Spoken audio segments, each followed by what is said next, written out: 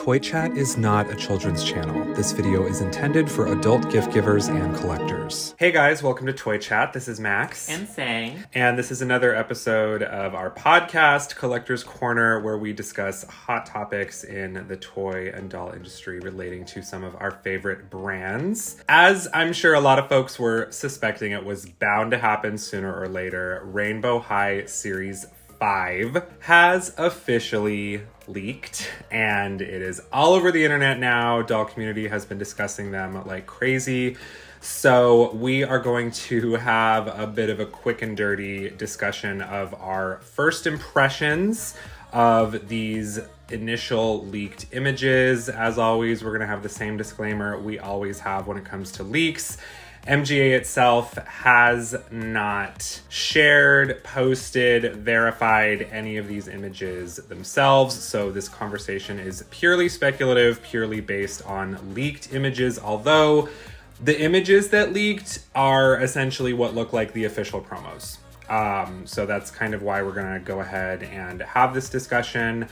It should be noted that a few of these images appear to be lower quality than others, but we're definitely getting a good look at the 6 new characters for Rainbow High Series 5. So once again, as always, this new core series includes 6 characters total. 5 of them are brand new characters we have not met previously, but one of them is a pre-existing character who has been around since the very first episode of the animated series, and that I have, and I know many others have been eagerly anticipating to get a doll, and he got a doll. We'll go ahead and talk about him, our first impressions on him first. We finally got the last member of the A's, Aidan Russell. So what's our initial hot take on him? He definitely looks, he's void of color, which I wasn't expecting. He was kind of like an iridescent character on the show. Mm-hmm. And his hair is supposed to be kind of like a lavender, kind of light purple. And it looks more kind of like whitish, iridescent look, which is a little different. Yeah, I'm curious if he's gonna have tinsel. Oh, yeah. There's a lot we could talk about with Aidan. Yeah, in the show, he definitely has, more of kind of an iridescent aesthetic. His jacket, in particular, it's like a translucent iridescent. This doll, based on these images anyway, it looks much more gray. Yeah, I'm curious what his color scheme, the official color scheme for him would be. He totally looks gray in these images, which I mean, granted, we've gotten some like white and silver characters. I don't know if we've had what's considered like a gray palette character. In Rainbow High. In Rainbow High anyway, yeah, excluding Shadow High. But he also looked kind of simple compared to what we're used to with the boys. Simple, shorts, and his jacket looks pretty detailed. Looks like working pockets, but there's like a basic t-shirt underneath. So, he's a character I think would have benefited from a secondary outfit that's not, based on the show version, which the show version is also kind of basic, but the selling point for the show version is his iridescent jacket, which is absent here. Yeah, I mean, I'm hoping, again, his images are a bit low quality. I'm hoping he pops more in person. His hairstyle looks pretty different, too. It looks like it's more of like what could be a slicked back or pompadour or but in the show he has very, very choppy, almost like spiky hair. It's super short. Yes. Yeah, this looks different. It doesn't really look like the same hairstyle. I've seen some people saying it kind of doesn't look like Aidan. It looks a bit like a different character. I was so eagerly awaiting Aidan's doll. There were a lot of people who were saying too they really wish that like the other A's he came with like a gift deluxe set with like alternate fashions. I think for the A's that would have been appropriate. That being said, boy dolls don't tend to sell as well as girl dolls just from a marketing perspective, so I don't know if that's why MGA made that decision, but he's one. I love Aidan. I'm really hoping I like the doll more in person. Yes. We'll go ahead and move on to Kim Nguyen, which appears to be a Vietnamese character. Nguyen, yes. She's lovely. I mean, knee-jerk reaction is she definitely looks like a character from another brand. I don't know if we mention it, but I am, of Vietnamese descent, so it's very nice to have a Vietnamese character. I wish she had brown eyes. Yeah. I know Rainbow High is all about color and stuff, but I think, there's definitely a lack of brown hazel eyes. I guess hazel's not really brown, but yeah, like brown eyes, warm tones. But the icy blue is really cool. Looks like there's some purple in her hair, which, you know, it's a common combination for these characters. I think Ainsley also has black and purple hair. But overall, I think she's probably my favorite of the 6 dolls. The claims in the leaks are that these will cost $26.99, which, if that's true, that's very interesting because Shadow High Series 2 was $24.99 at Target anyway. She's really cute. She looks a little simple for my personal taste overall, but I do really like her denim aesthetic. I think her style is really cute. It is awesome to have a Vietnamese character. Her overall outfit is a little reminiscent of Heather Grayson, but it's completely different, like fabric materials and textures.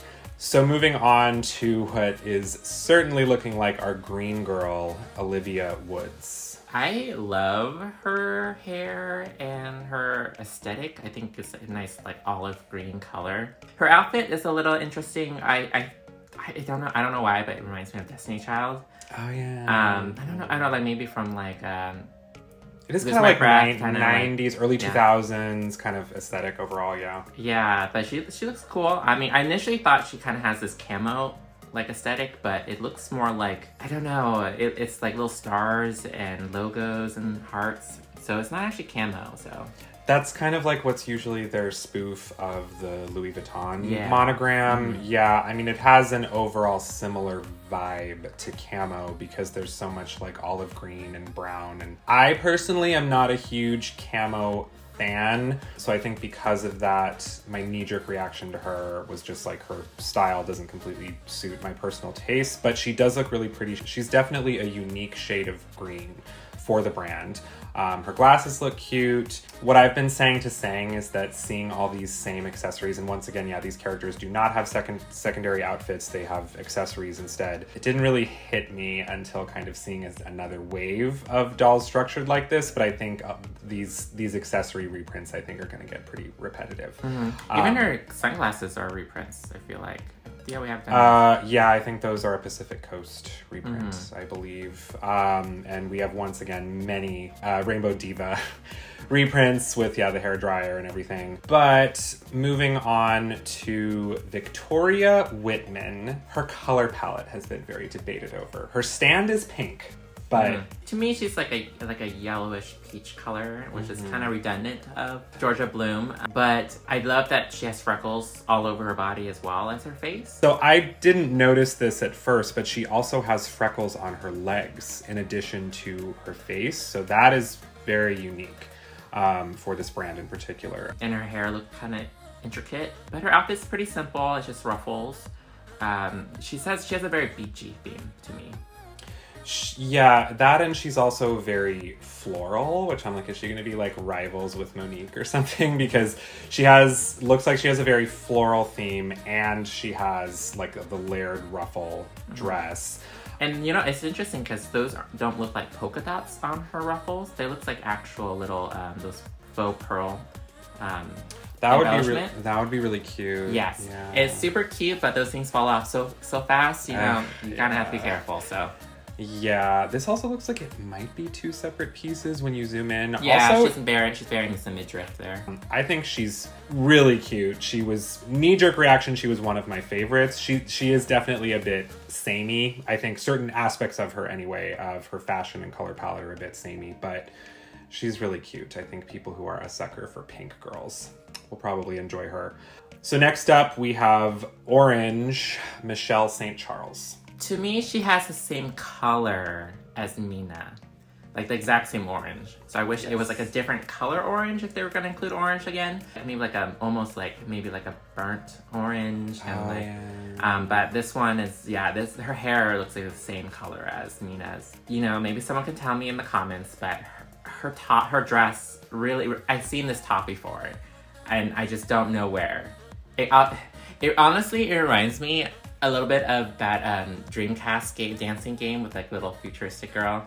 I have to look it up, but Yeah, but I've seen this dress before. Yeah, also the jacket she's wearing looks like it's going to have about the same texture as the first Amaya Rain, which I have to be honest, I really didn't like the functionality of that jacket. It was super stiff and the doll was not movable at all wearing it. I also think there was a significant missed opportunity here just for this entire series. I think the brand is still really lacking representation of textured hair. Her hairstyle as is, I think I'm not going to be a big fan of. It looks very gel heavy, and I think it's just going to be kind of iffy in box. She doesn't really speak to me overall. And yeah, she does. Her overall palette and vibe seems very similar to Mina. Finally, we have our last character who is very pink. It's like a rosy pink. Priscilla Perez. She could be like Bella's long lost sister. I do like her kind of like olive green eyes. But yeah, overall, I think she could be passable as Bella from Cotton Ball. It's a little bit more vivid pink. I love the ruffles. I'm a sucker for pink dolls. Yeah, it's kind of interesting they chose this combination of pink because I think it feels kind of redundant of Bella. Yeah, I mean, Bella is very much a baby pink. This is more of like a rosy kind of pink, but even that color scheme is a little redundant of Daria from series 3. I think they should have played around with like the skin tone, maybe with some of like the color palette. Yeah, so the thing too is I saw people commenting that with her last name Perez, she could be either a Hispanic or Filipina character. I don't know. We don't really have any information to go off of for that. I think with her fashion, she's a very safe pink doll. And I mean, I do like the pink dolls. I think her fashions are really cute and really pretty. I definitely think that, the ruffles, it's hard to tell. I don't know if it's like a shawl or if it's some kind of something like that. So I am a big fan of her fashions. She does seem to have some commonality with Stella Monroe as well. I'm hoping she pops a little more in person. Overall, just real quick, I think Shadow High Series 2 was so good. I don't know if this group is shining overall quite as much to me. But that being said, again, I liked Shadow High Series 2 a lot more when I saw them in person.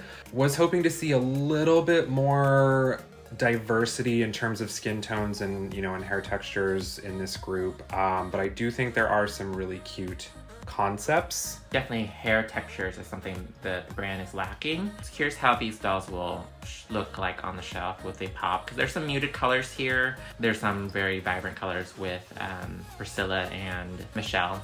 So I'm curious as a cohesive collection if they really stand together, which I also had a problem with Shadow High Series 2. They didn't look very cohesive. But they're cute dolls. They're fun. I mean, I'm excited to see them in person. Like Max said, our impressions might change once we see them in person. Yes, and always, first impressions of leaks are always very subject to change. But we're really curious what your guys' first impressions of these are. What do you think? Let's discuss. Thank you for joining us for this quick little podcast. Make sure to hit that like and subscribe button if you haven't. Let us know what you want us to discuss next, and we'll see you next time. Bye.